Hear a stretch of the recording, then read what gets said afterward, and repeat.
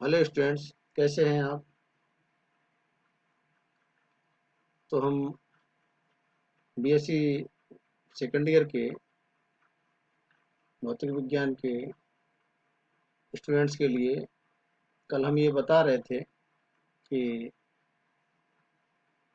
Classical mechanics की अपर्याप्तता और quantum mechanics की उत्पत्ति के बारे में हमने आपको कुछ बताया था। Inadequacy of classical mechanics and origin of quantum mechanics, हमने आपको बताया था कि ब्रह्मांड में जितनी भी चीजें हम देख रहे हैं अपना उनका उपयोग अपने जीवन में कर रहे हैं, वे सभी विभिन्न गतिविधियों से संबंधित हैं और उनको भौतिक विज्ञान की क्लासिकल मैकेनिक्स की शाखा के अंतर्गत अध्ययन किया जाता है।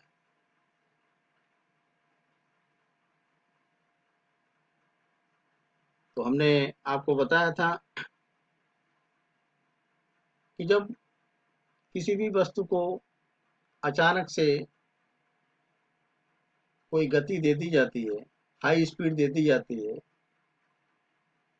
तो वो रिलेटिविटी के अंतर्गत, भौतिक विज्ञान की शाखा रिलेटिविटी के अंतर्गत उसका अध्ययन किया जाता है।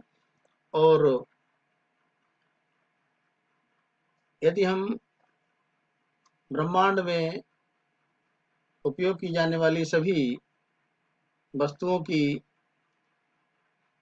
स्टडी स्मॉल पार्टिकल्स के लिए करते हैं,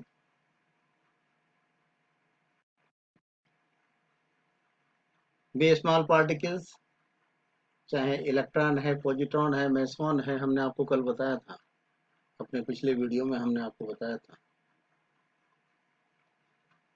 उनको हम भौतिक विज्ञान की क्वांटम मैकेनिक्स ब्रांच के अंतर्गत स्टडी करेंगे।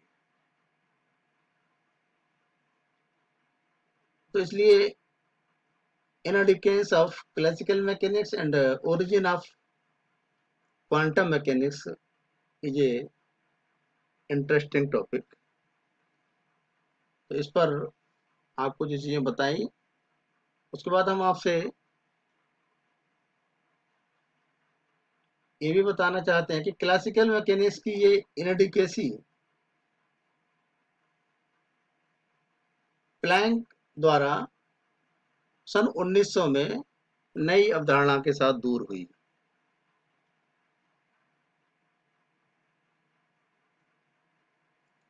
प्लैंक्स ने 1900 में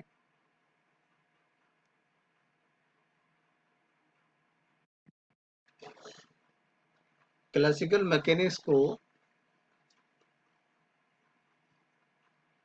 बताया कि ये पूर्ण रूप से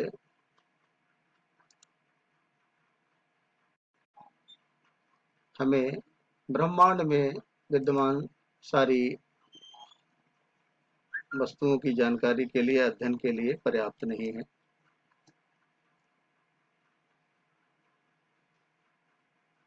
जिसके अनुसार वैद्युत चुंबकीय विकिरणों का उत्सर्जन व अवशोषण डिस्क्रीट क्वांटा, विविध क्वांटा के रूप में होता है, जिसमें प्रत्येक की energy E equal to h nu होती है, जहां H is a Planck's constant and nu is the frequency of radiation.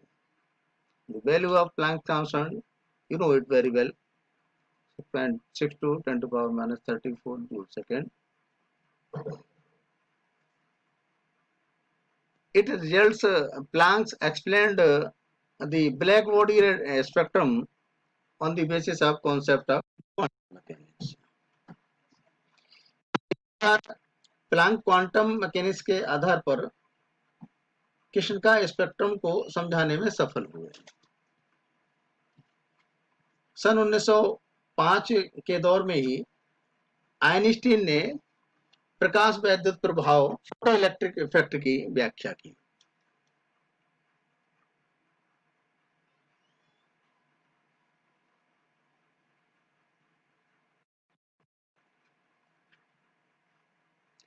The principle of quantum mechanics has two forms based on following two principles according to Einstein. Einstein के इस principal को पहले से विद्यमान दो प्रिंसिपल्स के आधार पर समझा जाता है। पहला है Heisenberg's uncertainty principle and Bohr's model. ये मॉडल 1925 में हाइजेनबर्ग के द्वारा हमें मिला।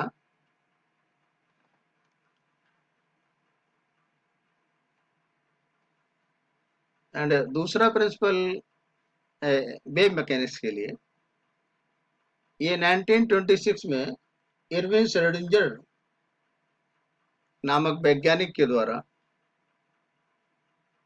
हमें मिला।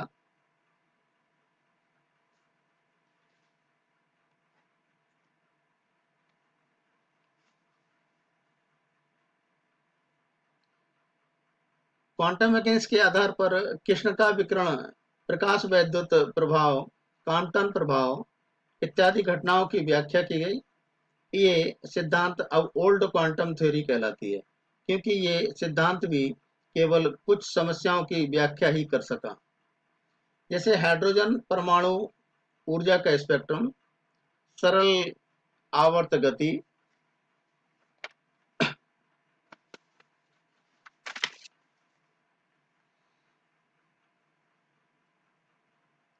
एंड क्वांटम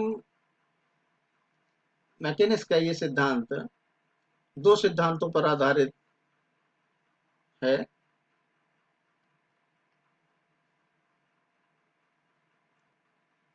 तो ये आपके फर्स्ट यूनिट का पार्ट 2 आज हमने पूरा किया।